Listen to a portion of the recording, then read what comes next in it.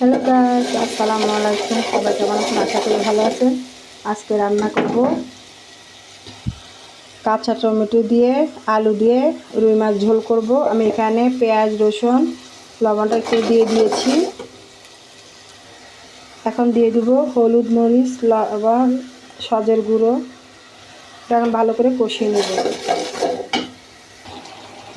আমার তরকারিটি কষানো হয়ে গিয়েছে, আমি মাছও দিয়ে দিয়েছি। এখন ঝোল দিয়ে দেব।